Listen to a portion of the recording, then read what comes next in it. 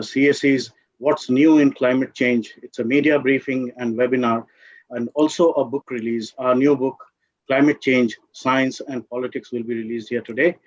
Let me, to begin with, welcome all our panelists, Sunita Narayan, Director General CSE, Samrat Sengupta, Program Director of the Climate Change Team in CSE, and our two climate change specialists, Shazneen Gazdar and Avantika Goswami, are here with us today.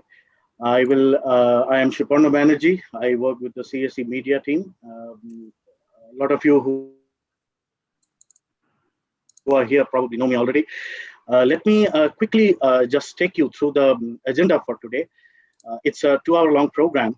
Avantika, can you please share the agenda on the screen?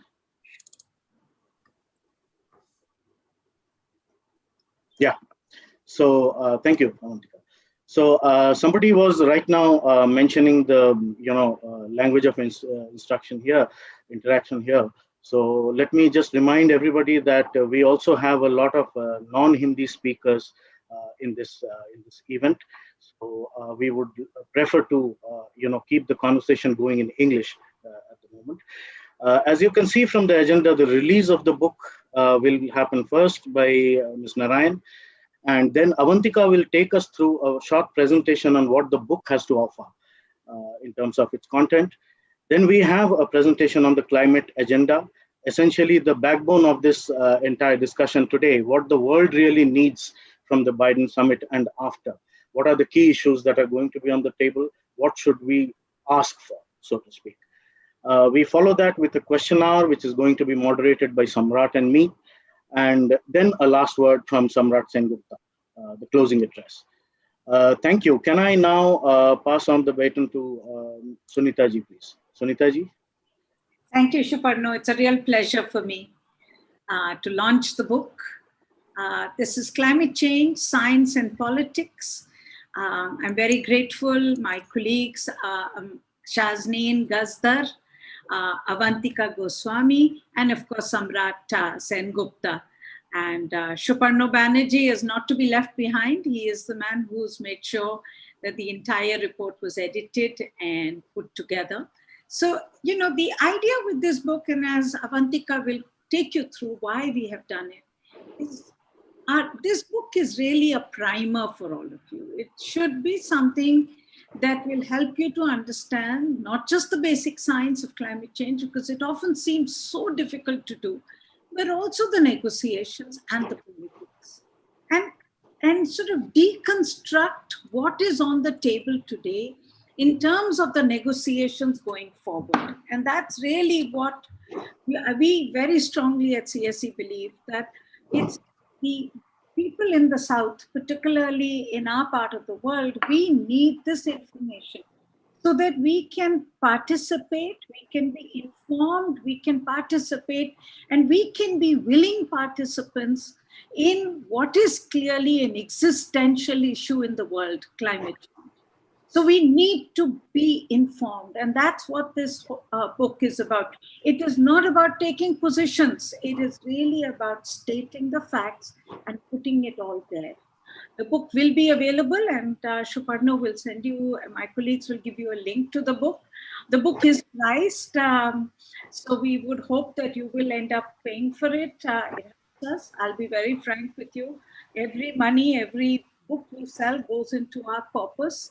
So we have our own reason for putting in a certain price to the book, but please let us know if you would like it, and we will make sure it gets to you.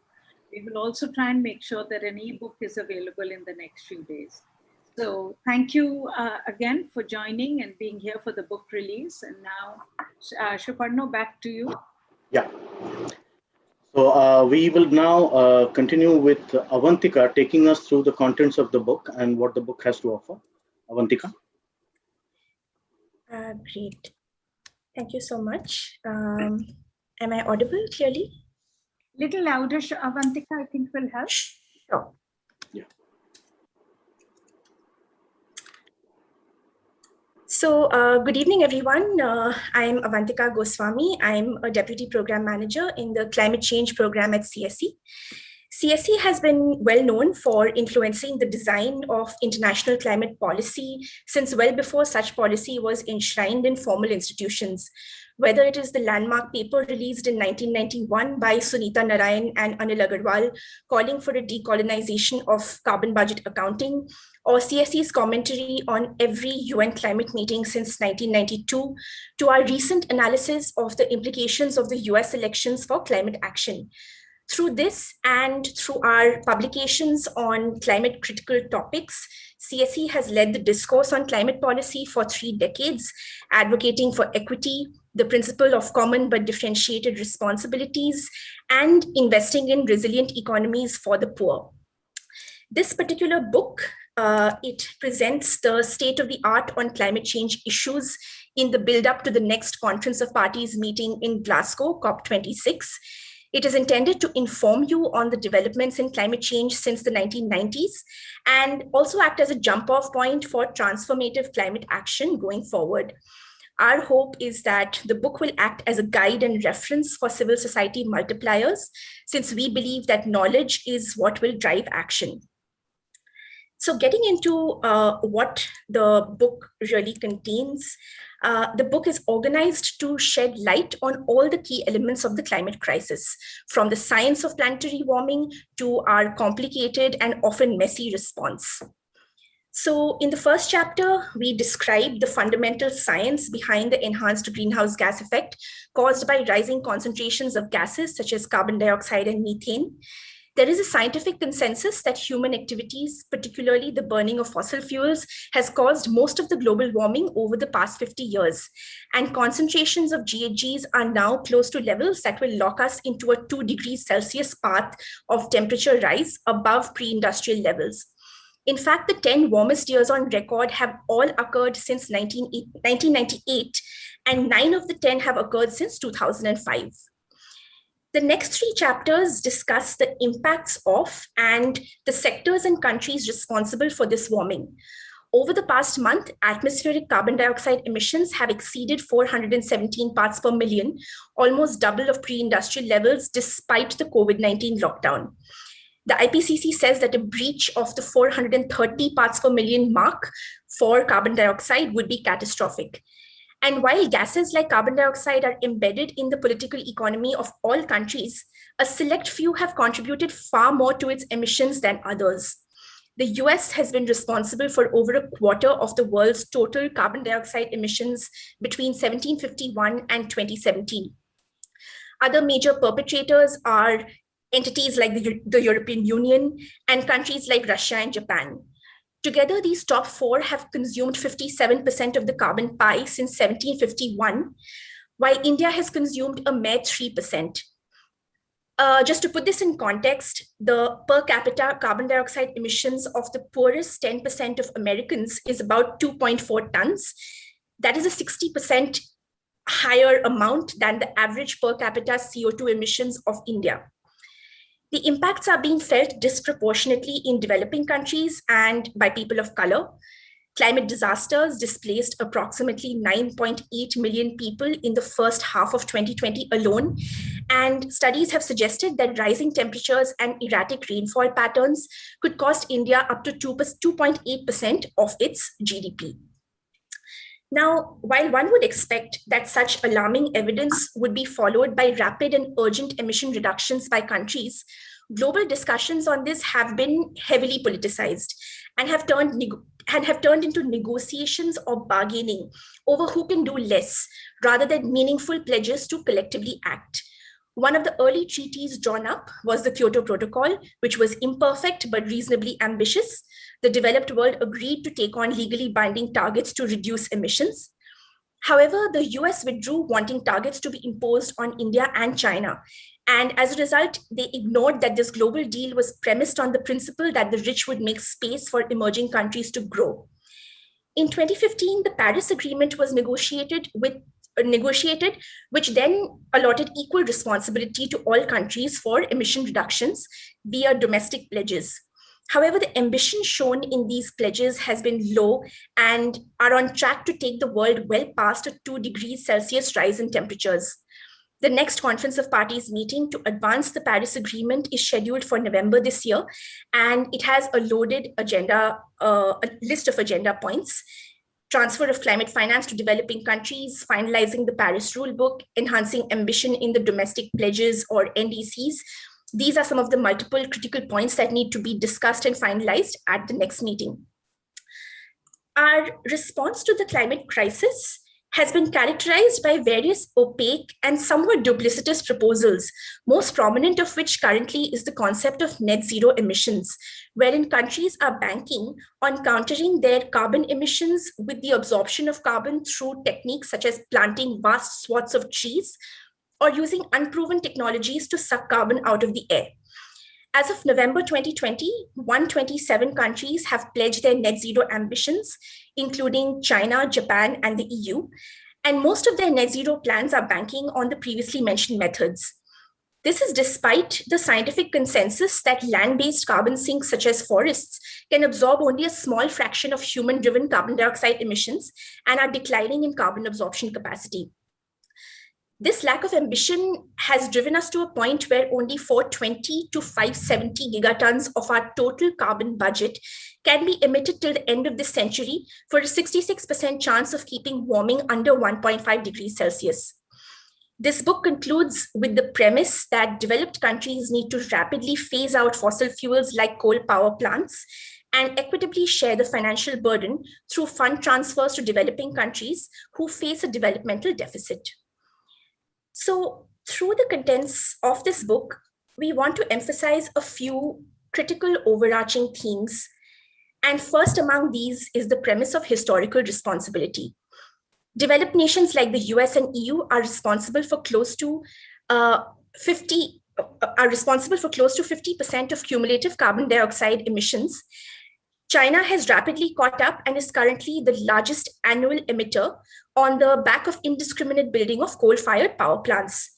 Despite setting a peak emissions date of 2030, China operationalized 38.4 gigawatts of new coal-fired powered capacity in 2020 and has 247 gigawatts of coal power under development. As a result, it can now be considered a developed nation. The US and EU reduced emissions in 2019 and 2020 due to falling coal use, but their legacy emissions will stay in the atmosphere for many years owing to the long lifetime of carbon dioxide. This now brings us to the second theme of common but differentiated responsibilities. On a per capita basis, the argument for common but differentiated responsibility should be crystal clear. Nevertheless, climate negotiations continuously attempt to shift responsibility towards developing countries, going against the principle of CBDR. This principle states that developed nations need to shoulder a higher burden due to their greater contribution to global warming.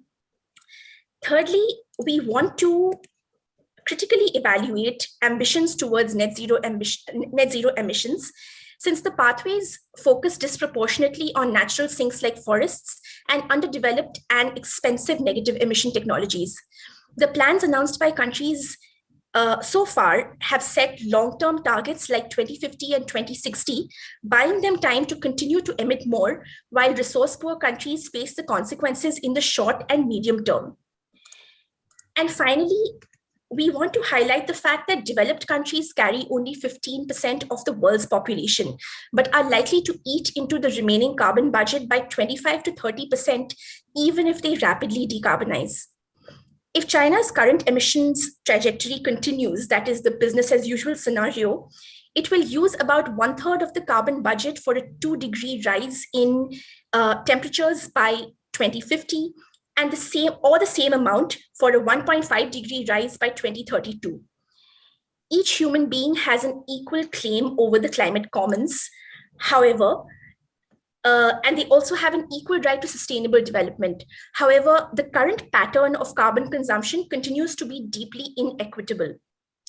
This is collectively leading us to a sort of climate apartheid, where entities like India and countries in the African subcontinent will have no right for future development or to improve their HDI. So based on these identified themes, this book raises several calls to action to shape the climate agenda in the coming months. Firstly, While there is a lot of noise around long-term net zero emissions targets, we believe that countries must be on track to meet their 2030 commitments under the Paris Agreement and enhance ambition in their NDCs as needed. Reducing gross emissions needs to be the primary target. Adopting an emit now and clean up later approach, wherein reduction commitments are stretched over a 30 to 40-year horizon from now, will make achieving net zero emissions impossible. According to the IPCC, to reach net zero by 2050, global emissions need to fall by about 45% from 2010 levels by 2030. To keep this goal in clear view, climate policy discourse needs to limit focus on carbon dioxide removal via natural sinks and technologies. This corresponds to the cleanup element of net zero emissions. There are societal and biodiversity co-benefits to enhancing natural sinks like forests, but they cannot be treated as a panacea for the climate crisis. The sink capacity of the world's tropical forests is headed towards saturation. On the other hand, technologies such as bioenergy with carbon capture and storage or direct air capture are unproven at scale and have high land footprints and energy costs. Keeping in mind historical responsibility and the principle of CBDR, we also believe that the share of the carbon budget available for each country in a 1.5 and 2 degrees scenario, according to its historical emissions, needs to be widely understood, and pathways to implement the same need to be designed and implemented. This can happen only when fair shares and equity are centered in the COP26 agenda, and developed nations set not only more ambitious NDCs, but also commit to an earlier phase-out schedule of fossil fuels as compared to developing nations. The global South, however, cannot afford to remain idle either. Developed countries must assess their development trajectories and set viable short, medium, and long-term goals for low-carbon growth, which may or may not be conditional to finance from developed nations. And finally, at COP26, rules and guidelines for carbon markets must be finalized, and a progressively increasing fund transfer must be mobilized from developed to developing nations upwards from the current target of $100 billion annually. In conclusion, through this book, CSE is setting the groundwork for our upcoming analysis on the themes we believe are critical for discussion ahead of COP26, and it will shape our upcoming roundtable discussions, public consultations, and our agenda at COP26. We will disseminate this knowledge in curricula for our upcoming training programs. And we also hope that stakeholders in civil society, media, education, and government use it to understand the climate crisis and add voices to the climate movement as well. Thank you, and that's the end of my presentation. Thank you, Avantika. Thank you so much. Let me request all the participants here to please address whatever questions they have and comments, if any, in the Q&A box instead of putting it down in the chat window. Now, I'll now request Sunita ji to begin her presentation. Sunita ji. Yeah, thank you, Suparno. Firstly, let me also thank Avantika. That was a very good, very clear presentation, Avantika, putting forward what is clearly in the book as a state of art, but also what is it that we want to work towards? Because we are clearly of the view that climate change threat is real, it is urgent, and we need the world to act. And the question for CSE is always, how do we make sure that the action is both ambitious, but also equitable? And that's really the framing of the discourse that we believe is critical. So in my presentation, I'm going to move a little beyond what Avantika said. She laid the foundation. I'm now going to focus on what now is this, what is our ask from the big summit that is being called for in the next week. I mean, for us, and let me make that very clear, because CSE comes to climate change from a very clear position. We are environmentalists. We believe very strongly that climate change is an existential threat to the world. It is real. And so our ask is really that we need real leadership, both from the US and from the rest of the world, if we have to combat this threat. We also have to be clear that it cannot happen at a worse time in human history. I mean, today when I am speaking to you, and for many of you who are connecting to this talk from different parts of India, I'm sure your mind is not on climate change. Your mind is really on the human tragedy that we are seeing around us because of the number of COVID crises that are rising, or the fact that we are seeing that there is a livelihood loss of the poorest in our country. That is real. It's happening. But the fact is, climate change is also real. And it cannot happen at a worse time, therefore, in human history. We are seeing the impacts of climate change today. As much as we are seeing the migrants leaving our cities or the number of mortalities because of COVID, we also have to keep remembering that we are seeing the impacts of climate change today. And the poor are the most vulnerable. In COVID, we know that the worst affected are the poor, the brown, the black, the poor in our world, because they have lost livelihoods and they have compromised and they have inadequate health systems. But the fact is, in climate change, we are also realizing that the poor are the most vulnerable. They are the victims of climate change, and they have not even contributed to the greenhouse gases that are in the air. Today, it is heat shock, extreme rain events, which are leading to floods, droughts. And last year, for many of you, you will remember, CSC focused on how we were seeing these locust attacks destroying the fields of farmers in vast parts of the Horn of Africa and in Asia, all linked to the variable rain that happened in different parts of the Arabian Peninsula, in Africa and in Asia, South Asia. So variable weather, dust storms, increasing intensity of tropical cyclones. I mean, last year we have seen this region hit again and again and again because of tropical cyclones. Again, the good thing is that we are not seeing the kind of mortality that you would because of the cyclone, because the science of forecasting has improved. We can evacuate people. But the fact is that the cyclones leave behind devastation. They destroy livelihoods, and cyclone after cyclone breaks the backs of people. So let's be very clear. The future that we talk about is here. We need to make this clear that there is no question about the future. This is here today. Yesterday, there was a major report that was published called The State of Global Climate 2020 by the World Meteorological Organization, in which the UN Secretary General says that the data in this report shows that the global mean temperature was around 1.2 degrees centigrade warmer than pre-industrial times. And remember, this has already happened. There's a stock of greenhouse gases that are in the atmosphere, which are forcing temperature to happen. So we are completely running out of time to meet the goals of the Paris Agreement.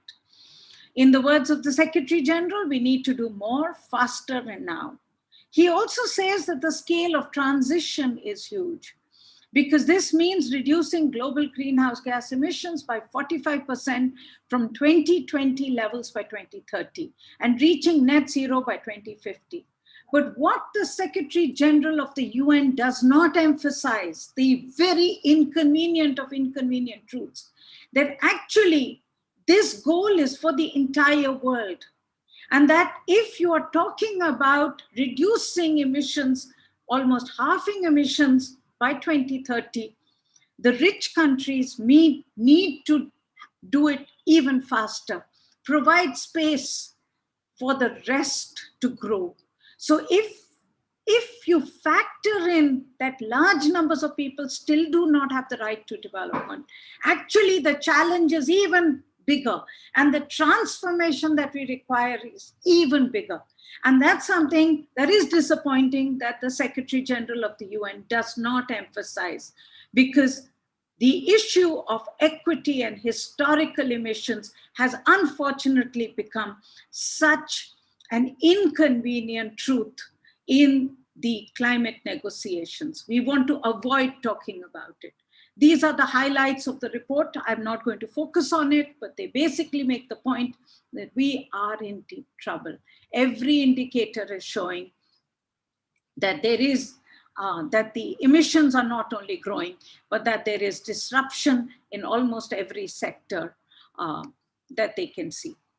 In our part of the world, we need to be very clear that when we talk about climate change, and I'm speaking particularly for my colleagues from India, Asia, and Africa, that we have a double whammy. We need to understand that the impacts of climate change are known to our people. I mean, I'm also emphasizing this because I'm often told every time I go to global meetings, now, of course, more remotely, but still I'm always told, oh, you know, you in the developing world, you in countries like India and Africa, you must, you know, you still don't understand climate change. And I keep saying, no, we actually understand climate change. Because maybe the poor in the world who are our victims do not use the word climate change. It's a fancy word in English, but they know what extreme weather is about. They know how the weather is changing, and they know that they are suffering. But it is also important not to blame everything on climate change impacts, because we know in India that, for instance, when it came to the Himalayas and the recent dam burst, it's both the result of the mismanagement of the fragile ecology, which is exacerbated by climate change. And that's the same for all disasters.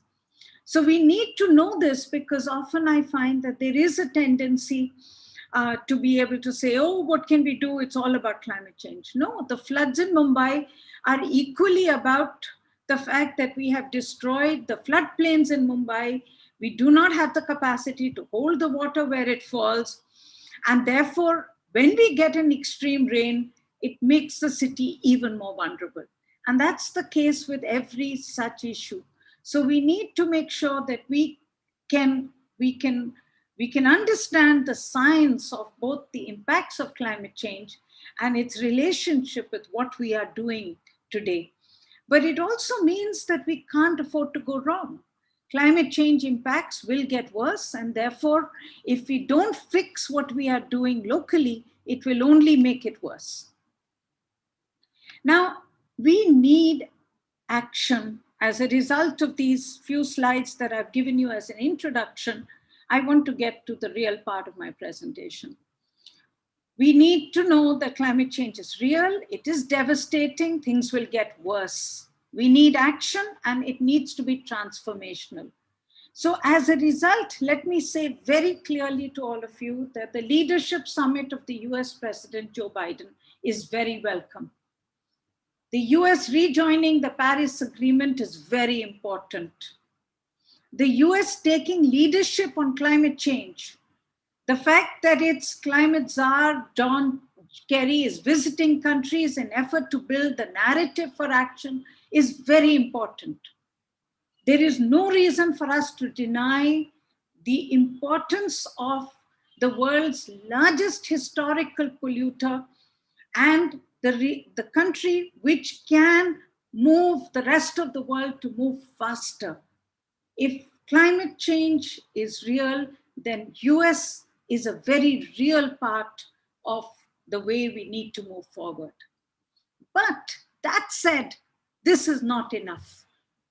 We are in real danger that we will lose another 5 years because we are not focusing on what we need to do today, but debating on words like net zero goals of countries, should they not, and other things which will just make the discussion less focused on today and what we need to do.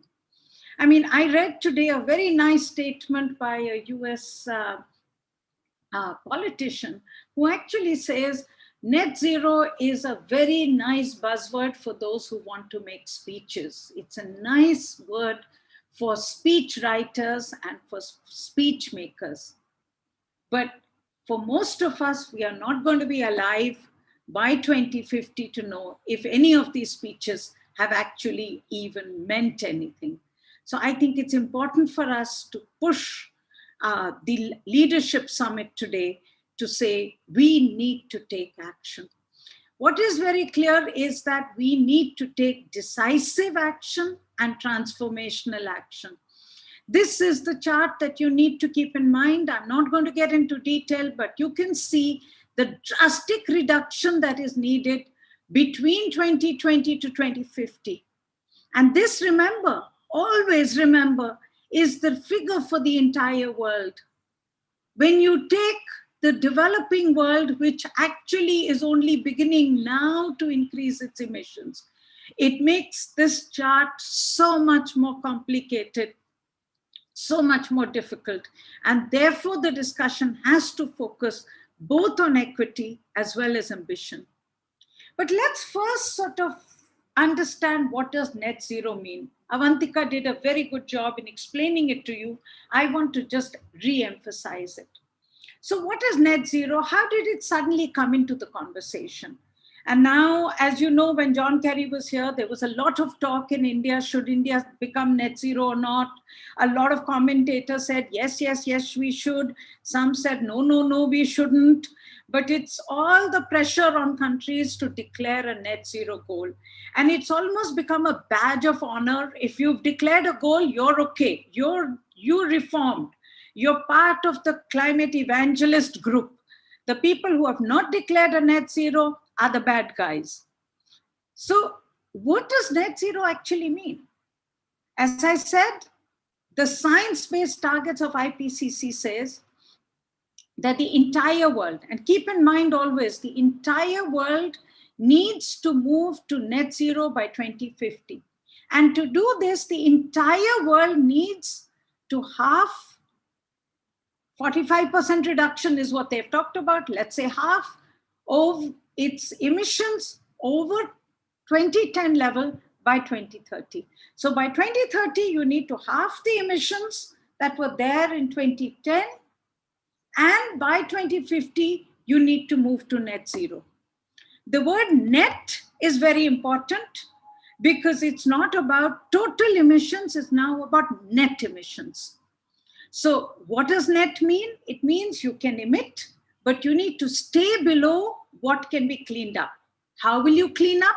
And as Avantika explained, you can plant trees because you can increase the sequestration of CO2 by natural systems. You can build new technologies. There's a huge focus on technologies which will take the CO2 out of the air and pump it into deep underground reservoirs, what is called carbon capture and storage technology.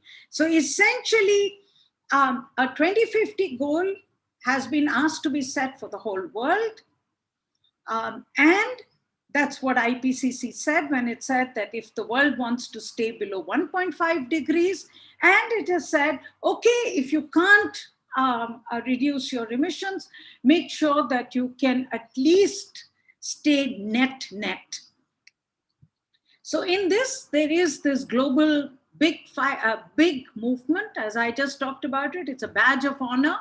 And the two countries which have already reached net zero, which tells you just the kind of, is Bhutan and Suriname. I mean, clearly countries which do not have much emissions. There are countries which are definitely to be lauded because they've put it down at least in law. Sweden, UK, France, Denmark, New Zealand, and Hungary have a net zero in law.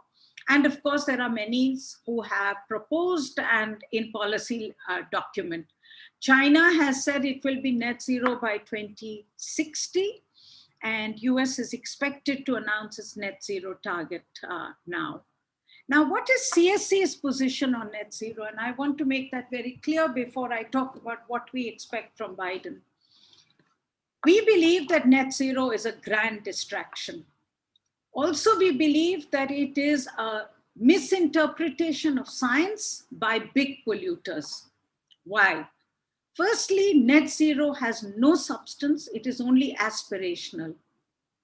There is no country as yet, not even the countries who have built it into law, who have firm and credible pathways on how they will meet the net zero target.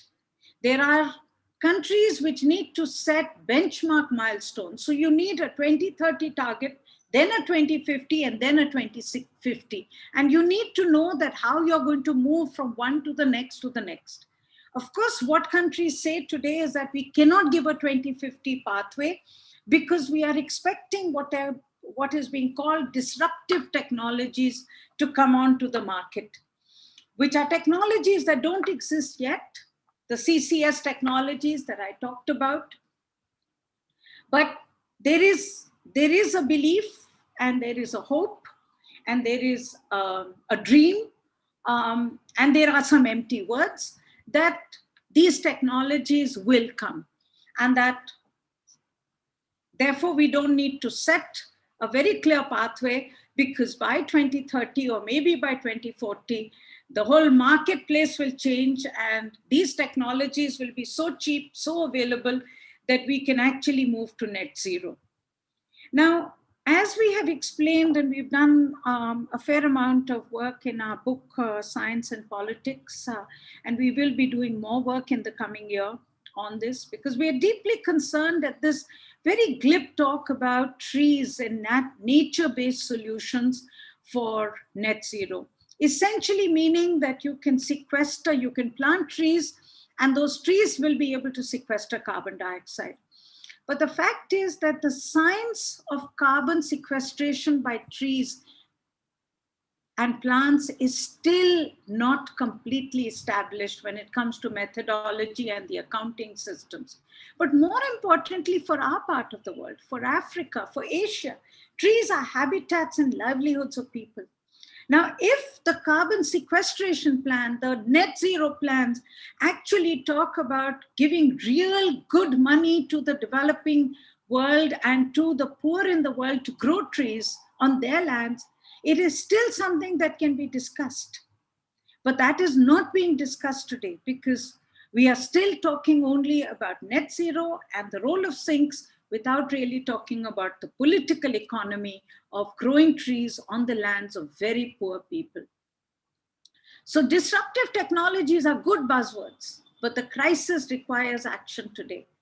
But more importantly, net zero misinterprets science. And what I believe is this is a very deliberate phrase that has come in to the scientific, through the scientific establishment, through IPCC, as a way for the rich world to appropriate even more of the carbon space and to erase the historical responsibility of the developed world. Let's be clear, it is highly inequitable. Science said very clearly that you need to have a net zero goal for the entire world for 2050.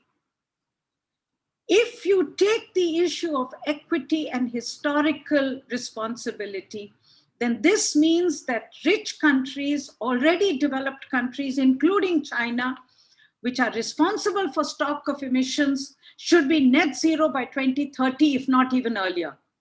And they need to provide space for the rest to grow and to set target for 2050. If the whole world has to be 2050, net zero in 2050, then the rich world has to be net zero in 2030. I'm not even talking about 2020 because that's already gone. So in this, what you're getting is that the large polluters have said they will reach net zero in 2050. China, of course, has said that they will be net zero in 2060. So what is the option for India? I mean, my view to the Indian government would be that, if you're under pressure to set a net zero target and you want to join the high table of net zero countries, only because the world has made this as the only badge of honor for countries to act, then set a 2070 target. China, The rest of the world 2050, China 2060, countries like India could be 2070. But what does it really mean? What does it really mean? Most of us are certainly not going to be alive by 2050, certainly not by 2070. So, in our view, the Biden summit needs real ambition. As I said, US taking leadership is good, but leaders must walk the talk, not just talk the talk. As yet, the US leadership has been flawed and compromised. It has set two goals, which it has successfully achieved in the negotiations since 1990. Protect your national interest, do as little as possible, and erase the idea of historical responsibility from all negotiations. In Paris, this goal was more or less completed, because now you have NDCs which every country sets based on what they feel they can do, and these goals are no longer set based on what is the historical or current emissions of any country. Now, if you see what the Paris Agreement adds up to, the entire world is already in jeopardy. If you aggregate all the emission reduction targets, the NDCs of countries, we are on track to cross 3 degrees centigrade in emission, in temperature, at least. Okay? So it means that we do not have ambition right now. We certainly do not have climate justice, but we do not even have ambition. But real action is possible today.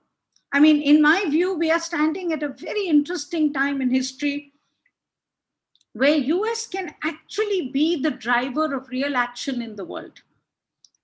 For so long, the US has been addicted to coal, has been addicted to oil, and therefore it has never had the ability to be able to lead the action. But today, its leadership can actually walk the talk. There's a very interesting moment in our history today. Its energy-related emissions are drastically down. In the past decade, 50% shift from coal to gas. Energy-related CO2 emissions are down 30%. In fact, now it's 40%. The latest data that I found today, the data shows that in the last decade, the US has reduced its energy-related CO2 emissions by 40%. There is a fear that there is inadequate accounting for methane, which of course happens because when you move from coal to gas, but nevertheless, massive transformation. I won't call it transformation, a transition has happened. If you take 2019, the Trump time, coal-fired power generation fell by 18%. This is in spite of the fact that Trump talked so much about protecting the interests of coal miners, and yet, because of the fact that shale gas is available and so cheap in the US, it is actually driving the energy transition. The problem today is that because it is available and so cheap, gas is overtaking the renewable energy transformation that is needed in the US. But nevertheless, energy emissions have been reduced.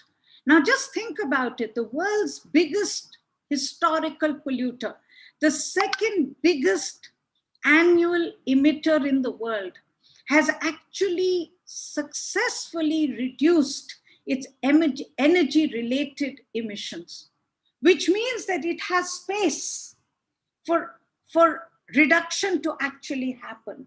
It actually has the opportunity to give us real change. But the tragedy is real change is not happening. The US-based Rhodium Group puts out fascinating data mapping out US emissions. And according to it, the net US GHG emissions in 2019 were higher at the end of 2016, which was at the beginning of the Trump presidency. Worse, as I said, energy-related emissions have reduced, but transport and industry-related emissions have increased. And these have taken up the space which was available because of the reduction in energy emissions. In 2019, the US was not on track to meet its Paris target. And that itself was a very small target. As I explained to you, the aggregate of all countries' Paris target puts the world on course for a 3-degree centigrade rise and above, which means that it was not ambitious, it was not equitable. And yet in 2019, it was not even on track to meet its Paris target. This has changed. In 2020, the lockdown, according to the Rhodium Group, has been a historical shock. It has seen a 10.3% drop in US GHG emissions in this 1 year. This, the group says, is the largest since World War II. Even in the Great Recession of 2009, when all of you remember, there was a massive crash, the drop was 6.3%. So in the last year of the lockdown, there has been a 10% drop in greenhouse gas emissions in the US. And as a result of it today, the US will exceed its 2020 Copenhagen target, which was to stay 26 to 28% below 2005 levels. But this is where the story ends. And this is Biden's biggest challenge, because post-lockdown equals growth of emissions. We saw in Delhi that we had blue skies in Delhi, and these came at huge economic cost. Same in the US. Reduction in GHG emissions in the US are at unsustainable economic losses and hardship. Unemployment is high. GDP has declined at around 3 to 4% in 2020, which is why you saw this massive drop in emissions. But now growth will be up and so will be emissions. And this is where the Rhodium Group says we expect economic activity to pick up again in 2021. And without meaningful structural changes in carbon intensity of the US economy, emissions are most likely or likely to rise again as well. And if this happens, then the US is not on track to meet its Paris commitment to stay below 20 to 26% by 2025.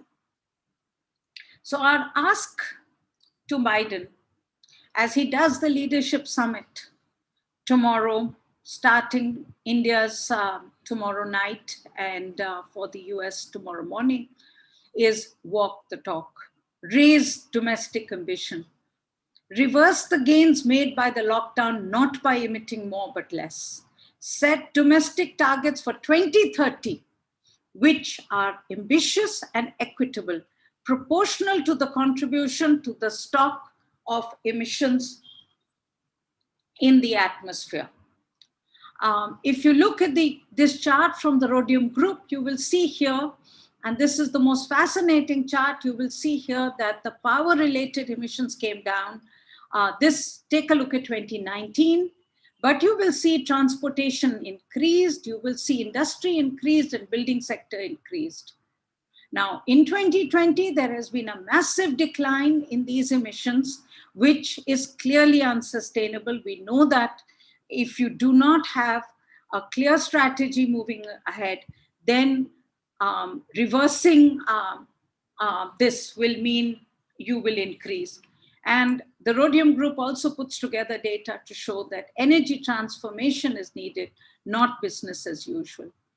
The Climate Action Tracker in the US, which is a very interesting group of people across the world who are tracking both the action and the emissions of countries and judging them in terms of both the 1.5 and 2 degree pathways that are needed, but also in terms of the fair share, the equity that needs to be done, says that the US needs to be 57 to 63% 2005 level by 2030. So when you hear President Biden speak and declare a net zero goal, do not cheer. But if you hear President Biden speak and declare an aggressive, just goal for his country, which says that instead of the current emission reduction which exists, which are the Paris commitments of 25 to 26% below 2005 levels by 2025, what we are saying, what the climate tractor is saying, is that the US needs to be at least 60% below 2005 level by 2030. This would be both ambitious as well as fair. And this really then becomes the ask that we must have of the US president. The second is, do not deny historical responsibility. You cannot erase the pie. If you look at this pie diagram, it is very clear, this is till 2011, that you have to accept that climate justice is a prerequisite for ambition and action. You must accept that countries need the right to development. I find it really bizarre that every time the US talks about taking action domestically, it points to India and says, countries like India need to do more. Yes, countries like China need to do more, and I will explain why. But I think it's important for the US to understand that there is a concept of climate justice and climate equity, which means that it needs to walk the talk, in fact, run the talk today. If you look at the Indian data, very clear, and this is from our report, Climate Change, which you will, I hope, get, you will see that we are third to fourth highest polluter. If you take, just in terms of countries, we are the third highest polluter. But if you take EU 28 together, then we are the fourth highest polluter. But if you take it in terms of the percentage share of global cumulative CO2 emissions, we're actually just 3%. And the US is, this is now from the start of the Industrial Revolution to 2017, the US is 25%, and China and Japan 4%, Russia 6%, South Africa, and of course China is almost 13%. And if you look at it even in terms of absolute emissions, there is no doubt that India is increasing its emissions. But just take a look at this inconsequential black line as compared to the line of China, which is up there. So it's very important for us to understand the scale of India, the per capita emissions of India, and the fact that we need to ensure that equity is part of the climate discussions. And I say this because science is politics. If you take the GHG emissions, it equals concentration, which is the amount of GHG emissions which remains in the atmosphere. And this then leads to a temperature rise. So the question that we have in front of us, what is the carbon budget? How much are we allowed to emit so that we stay below a 1.5 degree temperature rise or a 2 degree temperature rise? If you take a 1.5 degree temperature rise, then at current rates, the world will exhaust the budget for the century in this decade itself. And if you take a look at this chart, and I want to just take you through this chart, if you take a look at this chart between 2012 to 2030, and we have factored in the NDCs in the budget that we have, then if you take a look at it, then China will take up in this period of 2012 to 2030 about 30% of the budget. Okay. The US will be about 10% of the budget. But if you take the past, the present, and the future, and you add it all together, then you find that the old and the new world occupiers have actually come together to craft a very perfect deal. The US and China equalize by 2030. Both are at, China is 16%, 17%. The US is at 17%.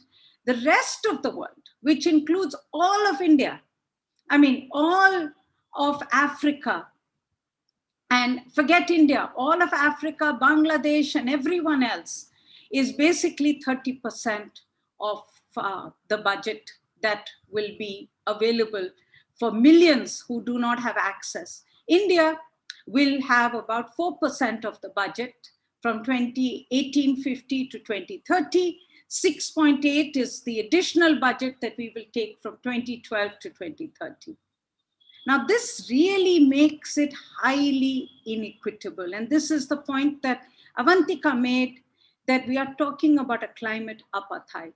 This will not make for an effective deal. Just take the emissions by 2030 at the current NDCs.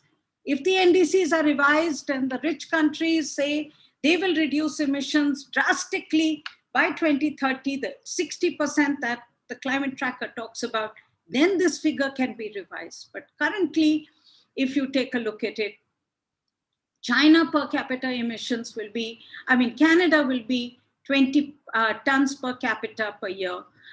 Korean Republic will be 17, USA will be 16, and China will not be much less. In 2030, China will be about 11.9, and so will the US be 11.9. So it's a perfectly crafted deal where the large polluters of the world have taken up, appropriated the entire budget and left nothing behind. So this is really the question that we need to ask.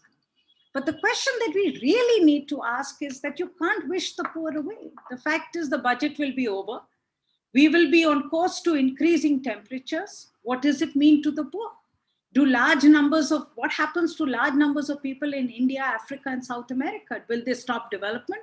Will they stop breathing, eating, cooking, studying, working? How will they grow? Or do we tell them that there is no space now left? If we want to be at 1.5 degree, the budget is over. You have to cease all activity. You have to actually cease your existence. That's not possible. So how will they not grow? And we know that the price of mitigation is still expensive, because if it wasn't, then the rich world would have actually done the transformation that is required. And so today, in today's world, the issue of equity is part of the climate negotiations. It is a prerequisite, because as the poor get richer, like us, I'm part of the elite of the South, we emit. And like us, the poor will also emit. They will also move from their biomass chulas to fossil fuels, which use LPGs, which they will need electricity, which comes out of coal, because those are the cheapest sources that they will have, just like the rest of the world had. And temperatures will increase, and we will all be at risk. And the bottom line of this is that words are cheap, but transformation is not. This is an old chart, but it's a chart that I really constantly use just to show you that the abatement potential, which is to cut CO2 emissions per ton, is very high in the high cost options. And this is why the world really has not done these options at the scale and transformation that is needed. Even now we have done LEDs, we have done insulation retrofits, we have done some amount of clinker substitution by fly ash in the case of cement companies. We have done electricity from landfill gases, but we have not done the really big transformation. This chart really needs to be updated to tell us what then is the cost of that transformation in the year to come. And this is where the big coal question comes in. Biden is wanting to put coal on the climate change discussions. Very welcome. But he also needs to be very clear that he must not put coal on the climate change discussion, because the US has such cheap as access to cheap shale gas. The US must be aggressive, not just about its gas fracking, but about its renewable energy future. And so coal must be phased out. There is no doubt in my mind. But we need to talk about how, who, when, and to what. And that's the discussion we are not having. All these very, very open discussions that we keep having on keeping it in the ground. Let's not use coal. We need to talk about what then is the coal future. What is the equitable future for coal? If these data that you will see in our report is what is the coal capacity by country, and what, if you needed to stay to 1.5 degree pathway, what is the reduction that you would need to do in every region of the world, and how fast? Okay, and this really is something that we have not put together, but a group has put together. And I think it's important that these discussions become part of the discussions that we have going forward. But we also have our Prime Minister going to the Biden summit. That is the last we heard of it. So we also have an ask to our own Prime Minister. If we have an ask to the global leader, Joe Biden, we also have an ask to Mr. Modi, to Prime Minister Modi. We believe as Indian environmentalists that India's leadership is key. But in this, it is not just global leadership, we also want domestic leadership. So what is our ask from Mr. Modi? Number one, we must ask for real action by 2030 from historical and big polluters, including China. We need to be clear that we are serious about climate change. We want countries to take decisive, hard action and give us targets of 2030, not 2050. We need to tell countries that when you set these targets for reduction, they must be based on fair share, on climate justice. That's our second ask. And our third ask is that we will take action at home. We will cut GHG emissions, not only because it is good for the rest of the world, but because of our own domestic reasons, because of the co-benefits that it brings us, that it works for us to be climate smart and to do development differently. So obviously we have to ask more from our own government than we even ask from the rest of the world. So our ask from our government is that we must run the talk. We know that currently we are on track to meet our own Paris NDCs. The Indian government had said that we will reduce emission intensity of GDP by 33 to 35% below 2005 level by 2030. We had also put out a target that we would have 40% non-fossil fuel energy use. That was a conditional target by 2040. And what the climate tracker has said, again, I am quoting the climate tracker on this. They have said that India's target is compatible with a 2 degrees centigrade rise. So something to be happy about, that yes, the target that we set in Paris was compatible. But the fact is, we cannot afford to be complacent. As a country which is both a victim of climate change and a country that needs to take leadership, not just for the sake of the rest of the world, but for our own sake, we need to build and push for ambition in the rest of the world. And to do this, we must also do much more at home. And so what we must and must not do. First, we must put out very clearly that our climate agenda is for our co-benefit. And what we will do is to work aggressively to meet the 450 gigawatt target that we have set for 2030 for renewable energy. If you remember, the Indian government has said that not only 175, actually we will do 450 gigawatt of renewable energy by 2030. And renewable energy in this case does not include hydro. It is new renewable. But the fact is, currently, like the US, we need to be very clear with our own government, we are off track to meet even the 175 gigawatt target that we had set for 2022. So we need to be aggressive, we need to ramp up pressure, and we need to make sure that we do not go off track on meeting this 450 gigawatt target.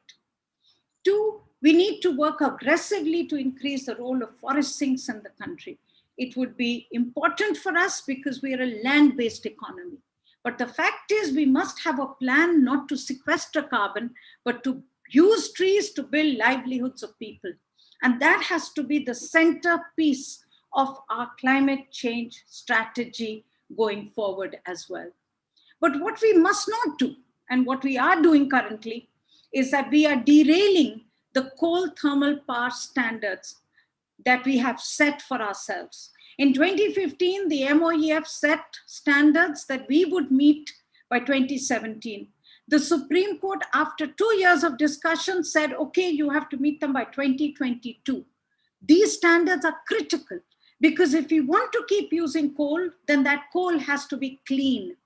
And the old, inefficient plants, polluting plants, have to be phased out. And we will install pollution control on newer plants and build only ultra critical coal plants if necessary. That was our strategy in 2015.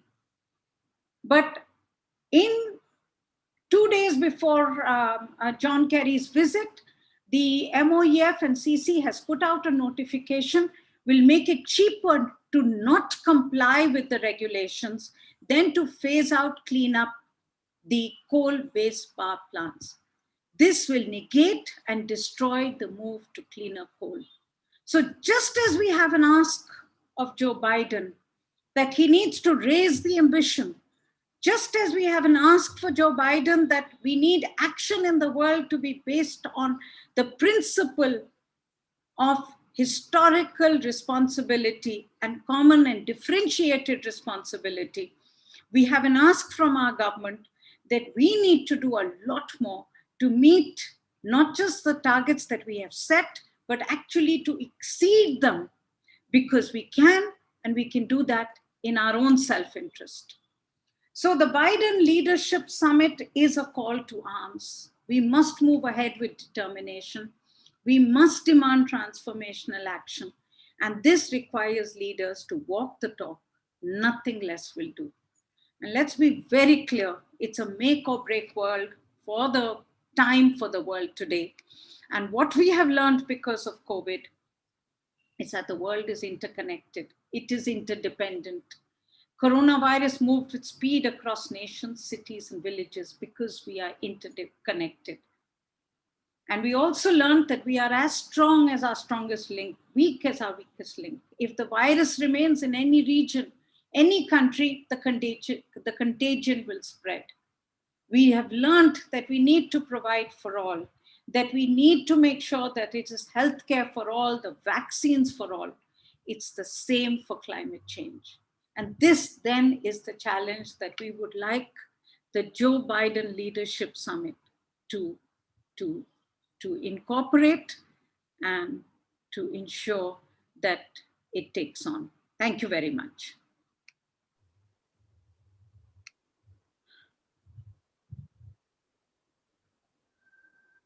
Thank you, ma'am, for your this excellent presentation. I think you brought up the issues quite crystal clear on that. Shuparno, do you like to take on the questions or should I? Yeah, we can do it together. And also additionally, I would also suggest, because all the panelists are looking at the questions as well, if any that they would like to personally take on. The first thing, let me go back to the book. There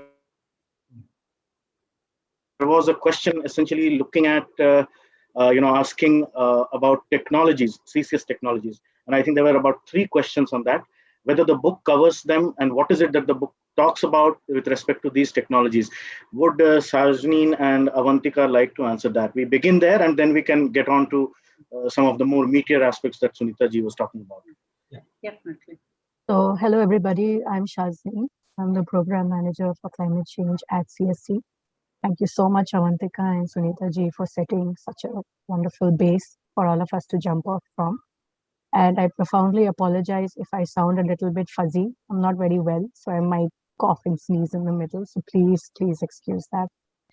Okay, so regarding CCS technology, we actually have a chapter called Sinks, and we have explored to some depth and detail on carbon capture and storage. The chapter on Sinks itself deals with that. So basically, there are CCS technology, there are types of CCS technology. So there are certain which is called direct air carbon capture and storage. Then there's bioengineered carbon capture and storage. They have various meanings, but what you need to keep in mind is at this point, as Sunita ji and Avantika mentioned, as the world heads towards a net zero target by 2050 at the very latest, we are really focusing a lot and over and above on removal. So there is a real danger in that, because carbon capture and storage is about removal of carbon. So as the name implies, that there is a danger in that, because right now the technology that exists globally is in an experimental phase. It doesn't actually exist into the magnitude that we need to enable our net zero ambition, global net zero ambition.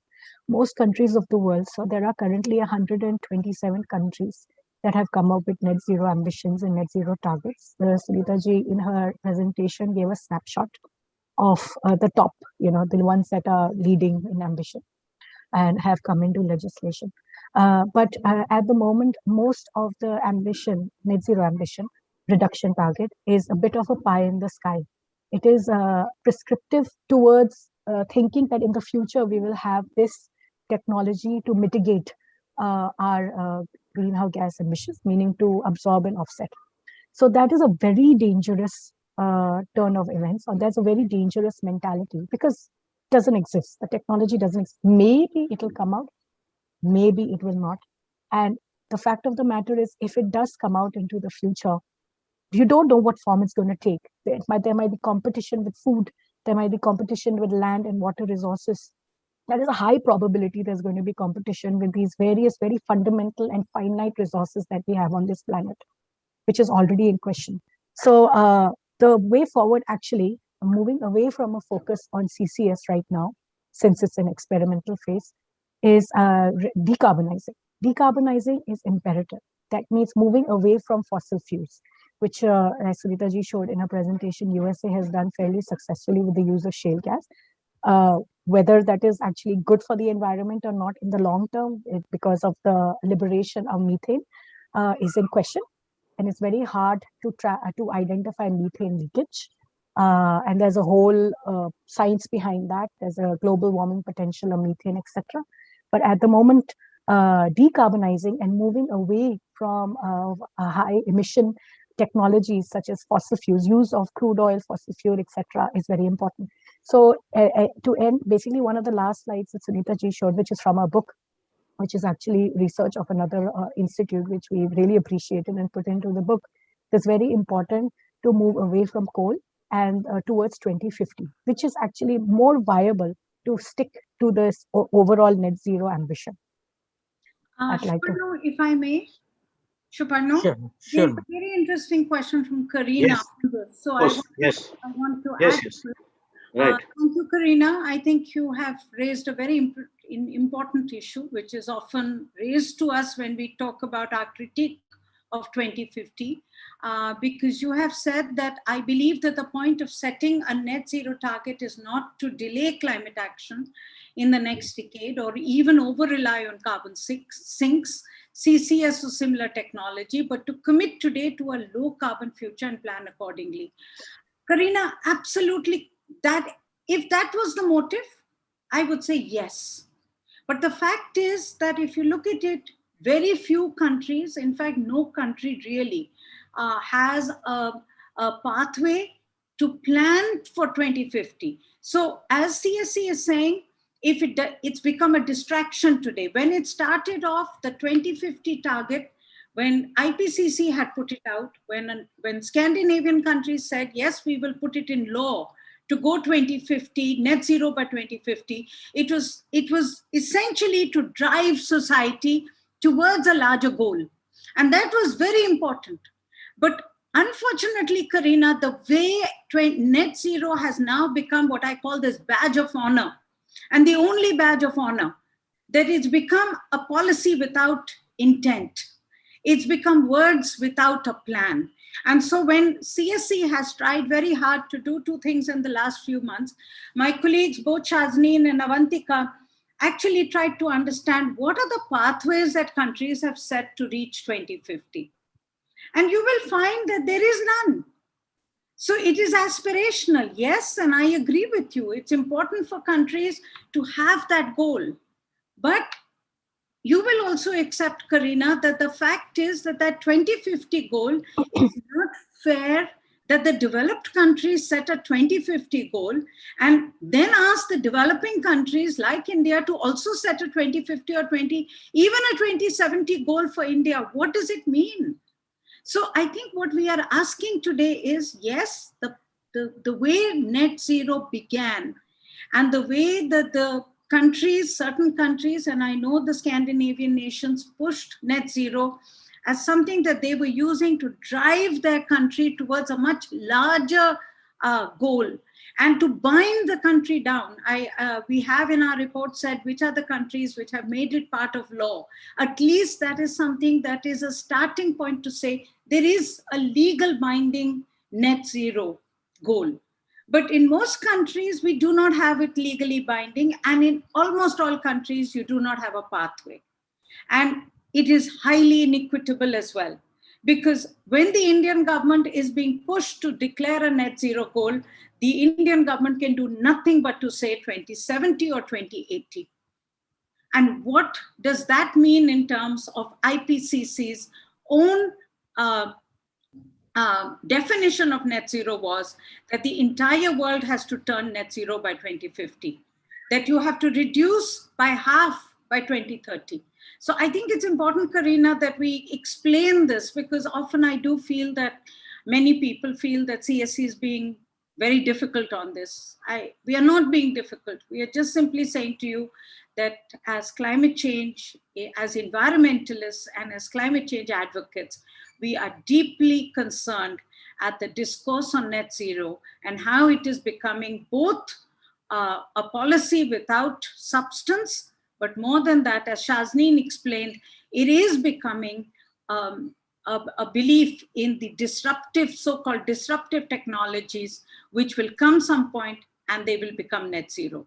There is no evidence today, and we are not able to find any country plan which even lays out how much of the net zero plan for 2050 will come from carbon sinks. Where will those carbon sinks be? Will they be domestic? Will you be buying carbon credit from the developing world? At what price will you be buying carbon credit? Because those are big issues for the net zero goal. So I think it's important for us as environmentalists based in Delhi, in the South, to demand much greater accountability, both from governments of the West as well as our own government. I hope that explains it, Karina. Samrat, would you like to take a few questions also? Yeah, there is a particular question on nuclear. So I like to very straight away tell that nuclear cannot be the answer, considering the huge risks of safety and environmental issues related to the technology at the present state of technology. We have seen the nuclear technology being in operation for last near about more than it's near to be a century, and there are enormous amount of cases where it has been the accident has happened, the huge devastation has happened, and which the effect is very long term on biota, very long term on human population around. So for an environmental perspective, nuclear should not be considered as kind of a non-fossil fuel energy to be considered in climate debate. There is also another question related to the finance issues, particularly if Shazneen or Shunitaji, if you can address. Basically, the question is one-liner, but it is asking about where from the finance for the southern countries to accept a very ambitious net zero target or ambitious target in emission reduction. How we will address it? Okay, just heading towards nuclear for a moment. In addition to all the reasons that Samrat said it's not a good idea, is that often the confusion is that with nuclear energy you do not have reduction, you do not have emission of GHGs, greenhouse gases. However, you do have a lot of waste and pollution from the heavy water that is used to maintain the reactor, to keep the reactor cool. It is highly detrimental, it's highly radioactive, and at the end of the day, when this water needs to be changed, which it does need to be changed on a regular basis, there is nowhere where to put it. It is so radioactive that it is like a nuclear meltdown if it leaks, which is what happened in Fukushima Daiichi. Fukushima, the nuclear reactor in Japan, the latest nuclear disaster. It was leakage of their coolants, their heavy water. So that is not viable. There is nowhere to put that stuff. So regarding carbon finance, there is a lot of, so we have something called the Green Climate Fund, which was set up basically around the Paris Agreement, and it came as a result of the Paris Agreement in 2015. And the idea was that countries of the world, developed countries, what is known as Annex 1 countries, developed and industrialized countries, support developing and emerging and poor countries with finance. So the idea was to support with $100 billion a year. This was the floor price. What that means is that you cannot go lesser than that. And so it was a bill of $100 billion a year from 2015. And every year that amount was supposed to increase. However, there has been about 10 billion, around 10 billion, 10.8, I believe, is the latest that has been released developed by the Green Climate Fund, actually by the countries to the Green Climate Fund, and therefore released by the Green Climate Fund, and given in the form of grants. That is really against the spirit of helping out with funding and finance, helping poor countries to transition from or to decarbonize from fossil fuel heavy energy and providing and creating energy security to more environment friendly sources of energy. So the first and most important thing is the replenishment of this Green Climate Fund. The other is that, and for the Green Climate Fund to become more ambitious, because the latest numbers, I think, say something like we need, there are various calculations. And one of the calculations, we need to, at the basic level, 2 trillion a year and above to meet this bill of fighting climate change or adapting and mitigating to climate change. So, and this is just by developing countries. Another thing is we have something called the Adaptation Fund. Now this fund... Nazneen, maybe this is all details in the report, but let me make some bigger points on this. I think the first thing is, let's be clear about this, that we have put the data in our report and you can go through it. But I think the bottom line of what Shazneen is saying is that the money, since 1990, when the climate agreement was signed, there was a lot of talk about additionality in financing and technology transfer. Those were the two prerequisites that were seen to come from the developed world to the developing world so that it could actually do development differently. And that was a very important part of the CBDR agreement in 1990, 1992, when the climate agreement was signed, additionality in financing and technology transfer. But let's be very clear about it. In spite of the creation of the Green Climate Fund and the massive money that was to come and the pittance that has come, the fact is even that pittance is actually not even for climate finance. There is a lot of other development funding which has been called climate finance and has been put in the Climate Fund. So there is inadequate funding, grossly inadequate funding, and there has really been no large-scale transfer that is required. Now, CSE's position has been to the government of India that we should stop talking about additional finance and technology transfer, because that will never happen. It has never happened in the past. It will not happen in the future. Our position is that, and we've not had a chance to go through it in great detail today, and we will do another webinar at some point where we will go through it. But CSE's position is that in the Paris Agreement and at the climate conference of parties in Glasgow this year, there is a talk about a market-based instrument. Now, instead of the market-based instrument becoming another cheap and corrupt clean development mechanism that happened in Kyoto, which would mean that the lowest possible price for carbon abatement would be paid in the developing world, let's design a market-based instrument so that it actually pays the true cost of transformation. Today, we've just talked about net zero. We have talked about the role of sinks, very important. There is no doubt that growing trees, and if we can get the calculation and methodology right, growing trees will help us to soak up the emissions. But also very clear is that we need to make sure that the cost for growing the trees goes into the hands of the very poor people. We need to design a mechanism that it does not discount the cost of the poor people and their land by paying them pittance in the name of growing trees.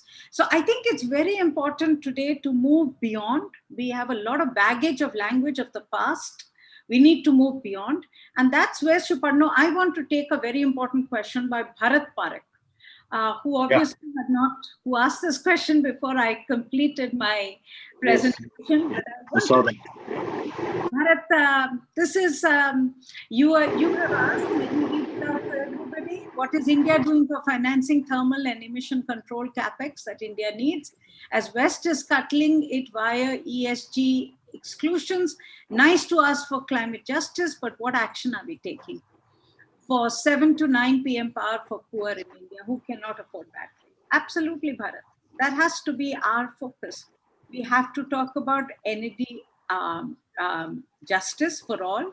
Today we talk about renewable energy. We talk about a 450 gigawatt target setting, but we need to make sure that that target that has been set for renewable energy is not just for renewable energy, but it is for clean energy transfer access for the very poor. We have to make sure that we can give energy as a basic right to people. Most of us who are sitting here and watching this and talking about it, we have power, we have electricity. We do not know what the denial or energy poverty actually means. So we have to provide for that energy. There is no doubt. But there is also no doubt that the government of India needs to do much more for our own interests so that we can both secure the needs of the very poor, but we can also make sure that the coal that we use is much cleaner. And we need to do that for our own interests. The fact is that coal is very polluting. It is highly inefficient. It is using up huge amount of resources to burn that coal to get a very little amount of power that we generate. So there is no doubt that we need to do more. We need to walk the talk and be very clear about this, Bharat. CSC has been pushing the government to clean up the coal-based power plants. In our work on air pollution, we have worked to push for the closure of coal-based power plants in Delhi. We have pushed for coal to be banned in Delhi and for air pollution. And we are simply saying that it is critical for us to make the move out of coal for our own reasons. And if we have to continue the use of coal, as you said, because of the huge needs of energy in our country, then it has to be clean coal.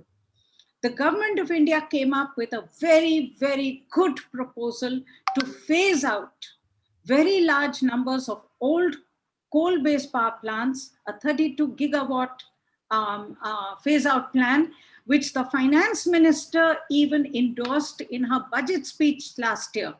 But this year, the government of India, the Ministry of Environment and Forests, has actually made sure that the coal-based power plants, the old coal-based power plants will continue, because under its new notification, the more inefficient you are, the less penalty you will pay.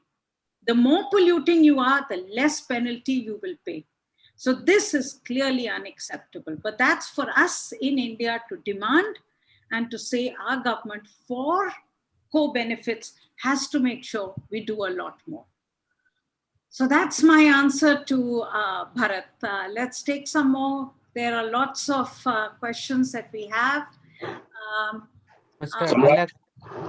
Mr. Alak Ray has put a question that if net zero is highly inequitable, so what is the alternative we are proposing? As from the developing world's perspective, what will be the alternative? My answer is very clear. We need to have targets, hard targets for 2030, which are just and based on fair share. I showed you a target which has been calculated by Climate Action Tracker, which says that for the US to be both ambitious and to keep in mind the principles of the fair share and climate justice, it would need to reduce its emissions by 60% over its 2005 levels by 2030.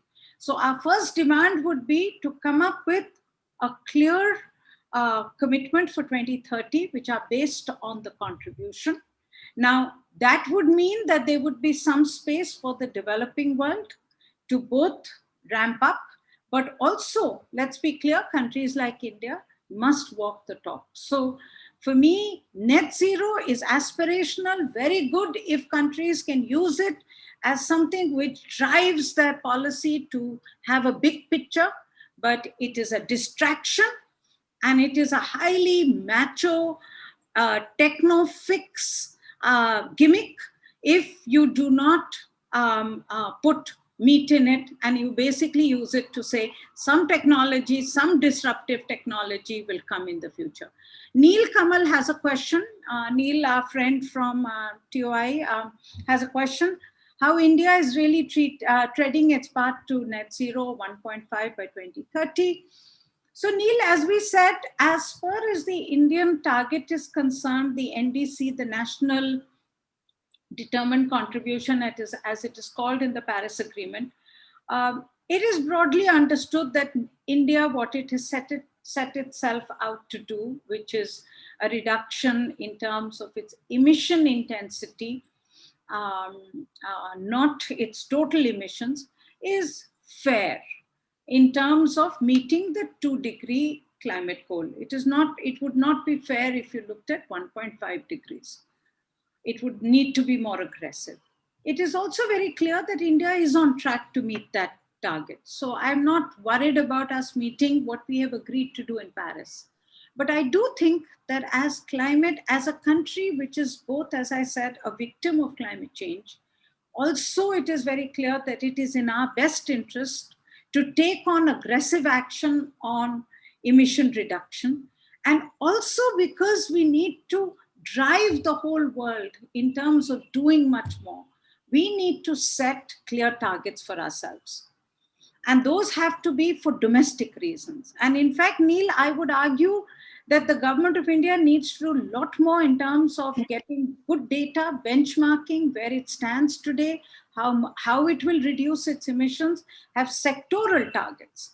I mean, we have talked about the fires from Punjab, which contaminate the airshed of Delhi and Haryana. But one of the big issues for the mitigation solution would be if you could actually pay the farmers for sequestering carbon by re-plowing the straw back into the land. And that could become a very good way for the Indian government to both benefit its farmers, but also benefit its carbon sinks and add to its climate benefit. So on a co-development, on a co-benefits approach, we can think of a number of things. We could think of public transport. We can think of increasing the number of buses in our cities, doing thermal insulation for our new buildings so that we do climate appropriate buildings, so that we reduce the need for air conditioners. There's a huge amount of things that the Indian government can and must do. And I think a lot of them are even being done, but we are not factoring them in because we don't have an overall plan that this is what we will do for climate change, but from the lens of what I'm calling co-benefit. So we need to have a co-benefit climate plan going forward, where the Indian government actually puts forward what will we do in different sectors, what we are already doing, and what we will do more of, because it is in our best interest, and how that will reduce emissions and how that will make us even better when it comes to climate change action. We do not have to take it as a target. We do not have to build it into our NDCs, but we need to come up with an internal domestic plan which is credible, which is all sectors, and which allows us to walk the talk. So that really would be my answer. Okay.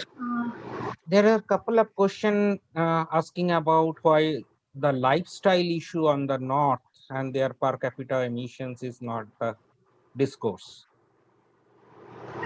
Frankly, those issues were on the table, but as I said, the past 30 years has gone in erasing the concept of equity and consumption from climate negotiations. And Paris actually put its final nail in the coffin, because the Paris Agreement has climate justice only in its preamble.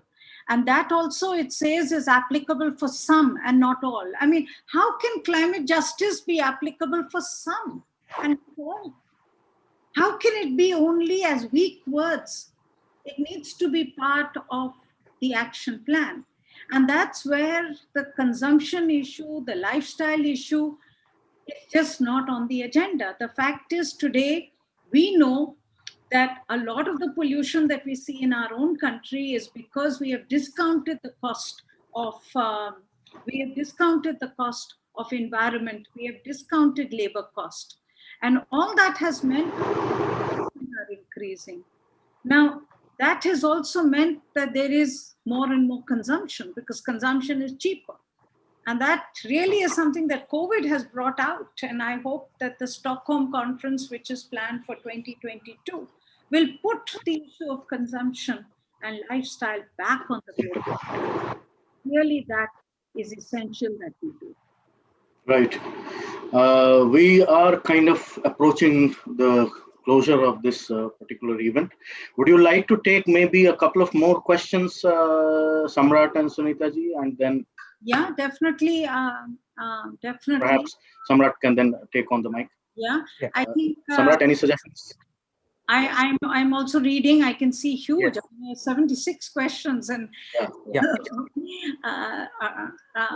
while you're going through them, Samrat and Sunita ji, I just like to discuss a little bit more about how to enable net zero, like the actual plan. It's all been said already by Sunita ji, basically. But if I was to recap, it is that right now, what is more important than having aspirational targets for the next couple of decades is to have short, medium, and long-term goals. So our NDCs, the nationally determined contributions that most countries of the world have come up with, most countries of the world have signed up to the Paris Agreement, have put forward their NDC.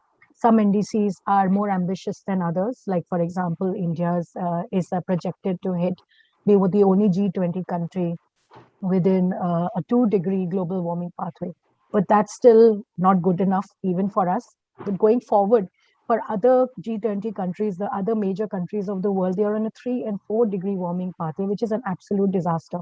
So in the short term, which is the next couple of years, the next 5 years, towards COP26 happening this year in November, 1st to 12th, it is very important to set more ambitious NDCs. The other is towards 2030.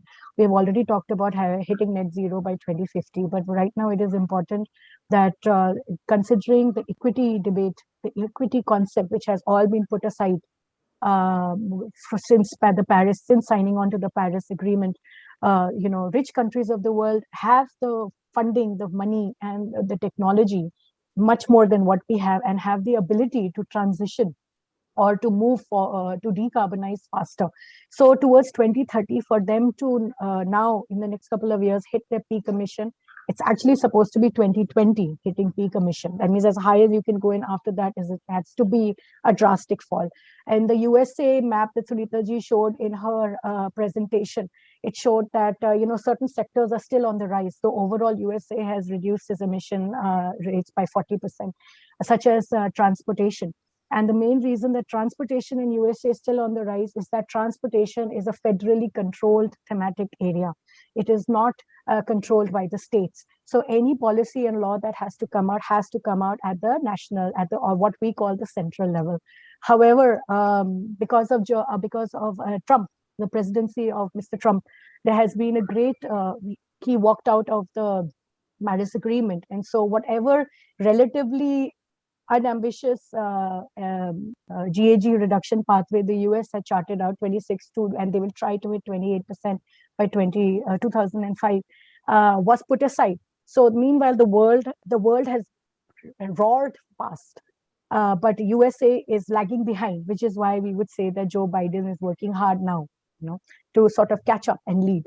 So as Sunita ji already mentioned, the Climate Action Trackers report that said categorically that USA, to be actually equitable and hit their fair share of reduction of a 2-degree minimum, 2-degree pathway has to be reduction. We have to see a reduction from the emission of 57 to 63 minimum. You know?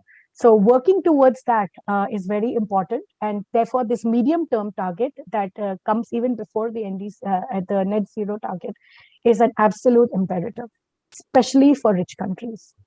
But also for us, I think we need yes, to. Yes, for us, also, of course. We need to make sure that we are part of the solution. 100%.